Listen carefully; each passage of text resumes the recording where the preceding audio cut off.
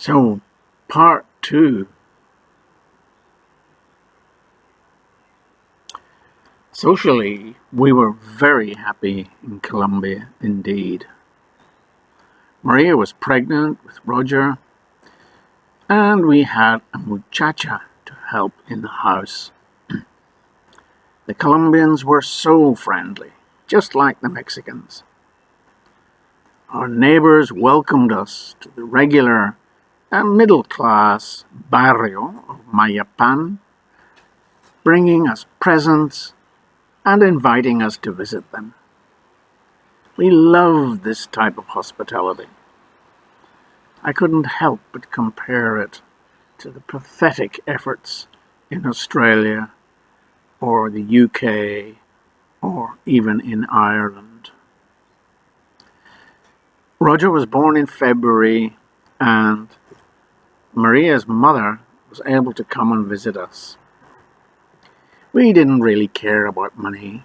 In fact, looking back, it was in 1984, and at 33, I was still so naive and didn't consider money as a really important issue in life.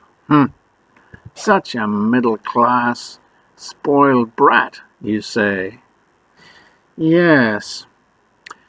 Well, poor Maria. Who had she married? The reality was that after 2 years in Colombia, we had saved only about $1,000. And that with the salary of a vice principal of one of the largest bilingual schools in South America. Our maids were indeed a problem because we had so many of them. And some of them were very good.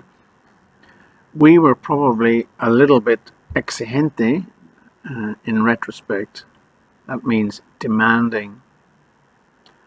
Rosa was one of the very good ones recommended by Jack's wife.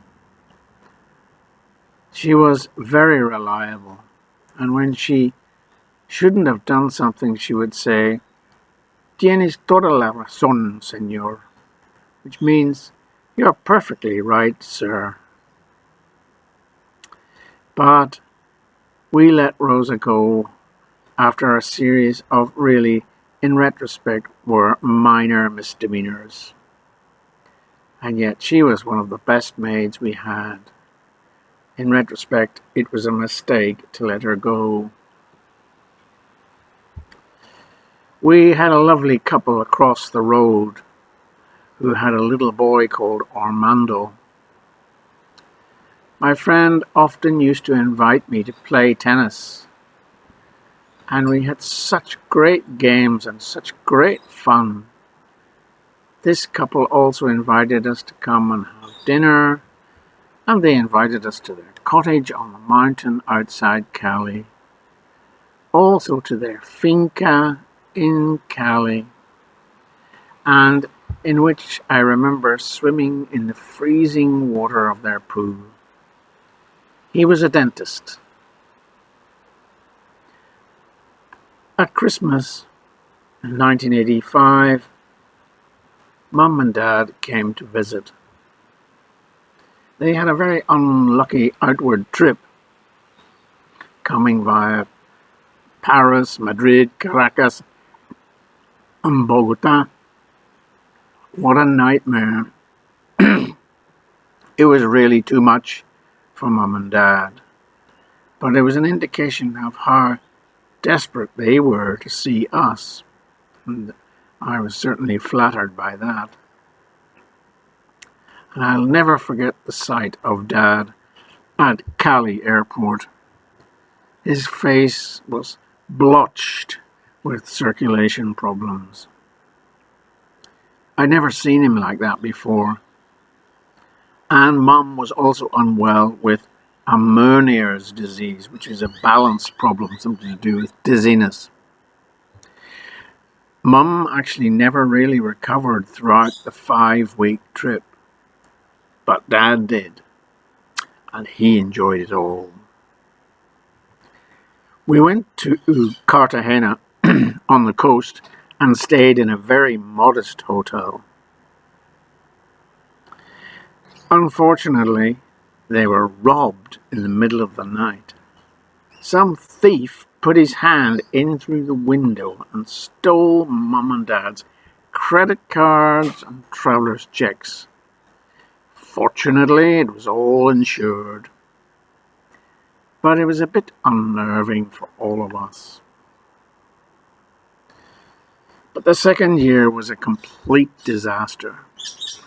The main problem was a slide on the Colombian peso, and the 18 teachers who had come from UK a year earlier found themselves in a very difficult financial position, especially if they had financial commitments in the UK.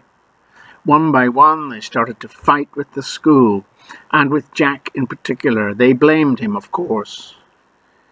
And I don't really know how well Jack handled it. Not very well, as I think he tended to take the attitude that it was just tough luck, the slide on the peso.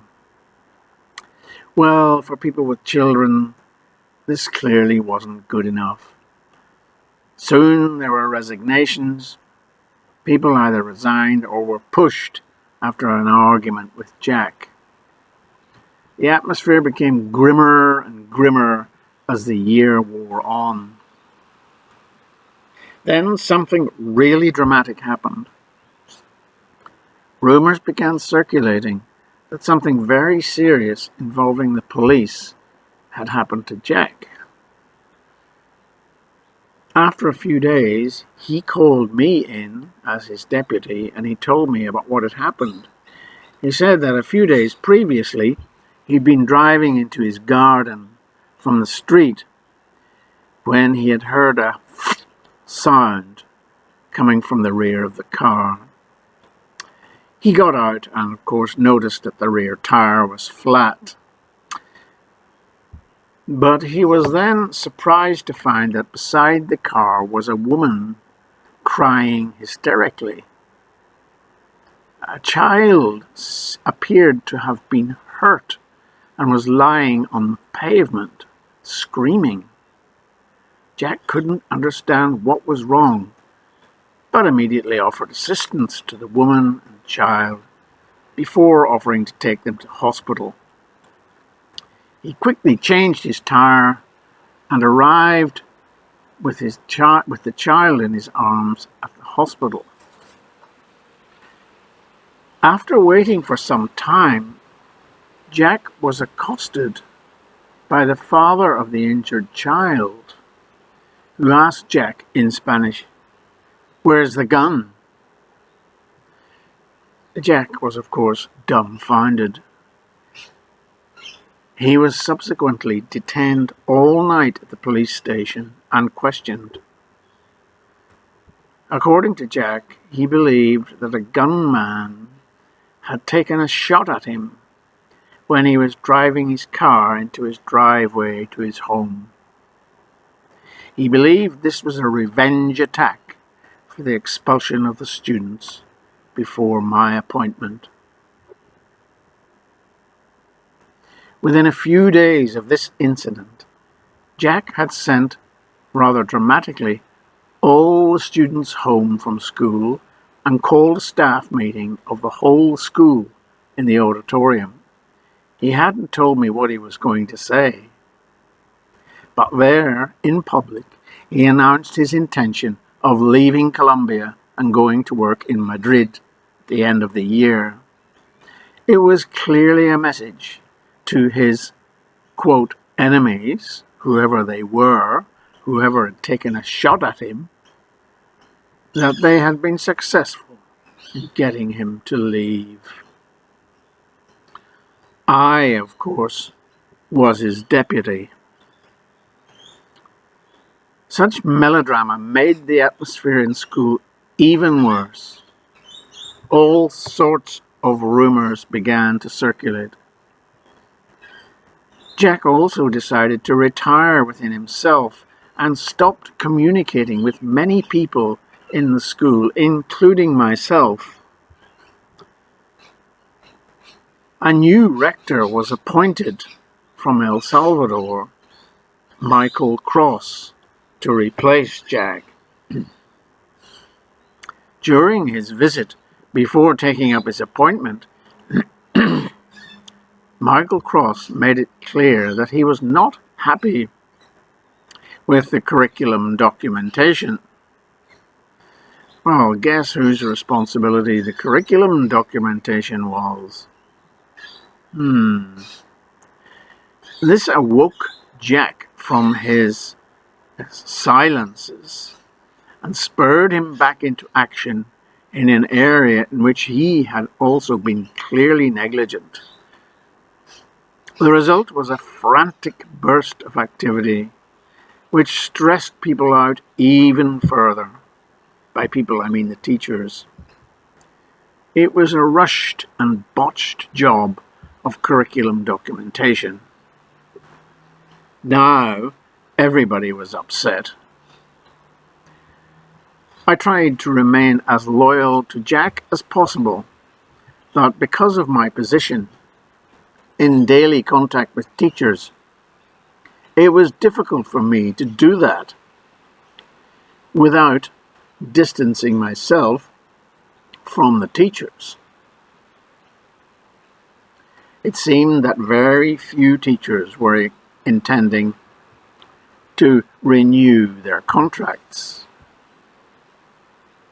One day the art teacher, Marilla, who was an eccentric but very charming art teacher, came to my office and very diplomatically showed me some documents she had picked up, quote, by mistake from the desk of Jack's secretary. The document was an advertisement in the Times educational supplement for my job. I could not believe it. Jack had advertised my job. I was flabbergasted, and I immediately lost all faith in Jack and my future of the school. This was in April 1986. It was around about this time that Michael Cross made his visit to the school, and it was made clear to me that I could stay on as deputy principal if I wanted. I said nothing about the advertisement that I'd seen to anyone. As the final weeks of the year approached, things went from bad to worse. There was a bloodbath, with people trying to settle scores with Jack before he left. In one very bizarre incident, after a goodbye ceremony for Jack, the flowers were scattered all over the gymnasium. I imagine some students had done this as some sort of prank. But Jack took it very personally indeed, as I was to find out later. On June 16th, 1986, Jack invited me into his office, and he told me he was not going to renew my contract, and that he was going to see to it that I did not get any holiday pay for the summer, which was July and August. He was in a rage. I could not believe what was happening. But I was also so angry that I refused to listen to him read a prepared speech to me. I interrupted him, furious with, for what reason?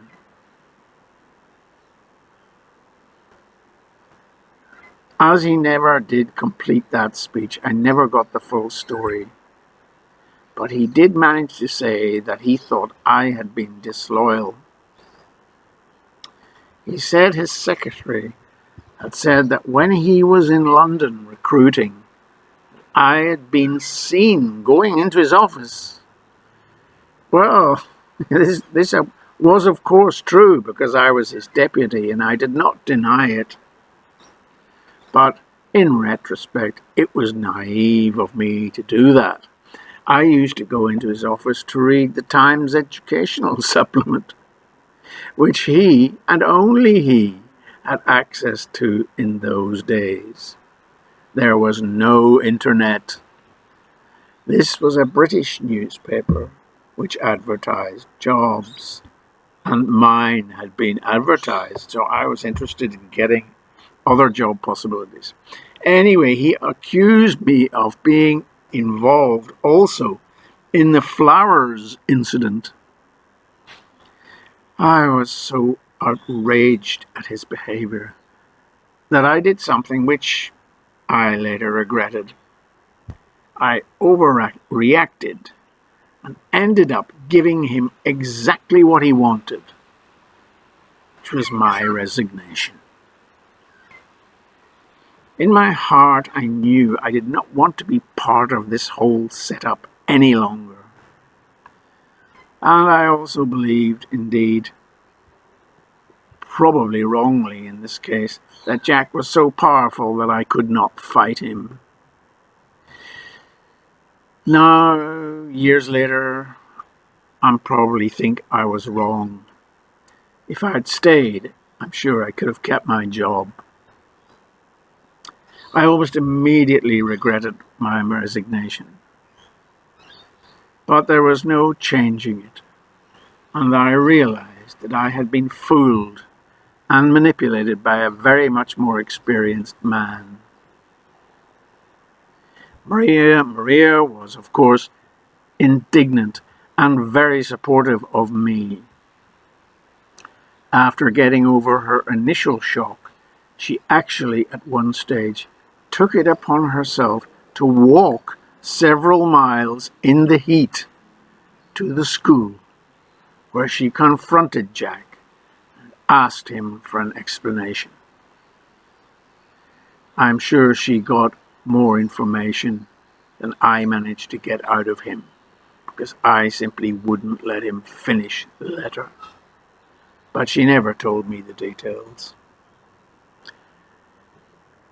We had to pack up and leave with baby Roger very quickly. I had to sell everything.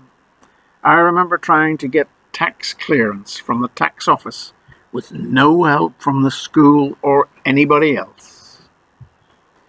In retrospect, it was a truly dreadful, ignominious, and shocking departure. My humiliation was total, and my self-esteem plummeted. My confidence was severely shaken, and I still bear the scars of this departure many, many years later as I write. I still occasionally dream about Jack and his unjust behavior, and as much mystified by it today as I was then. However, I know now, of course, that Jack was probably suffering from the initial stages of cancer, which was going to kill him 4 years later in Madrid. Strangely enough, I met his wife, Estelle, in London at a recruitment conference in 1993, 7 years later. Jack had already died of cancer. She passed me in the corridor, but would not look at me. A sad end to this chapter. But I must say, some of the teachers were very nice to both of us on learning of our precipitate departure. Many teachers were very kind to us in those final days.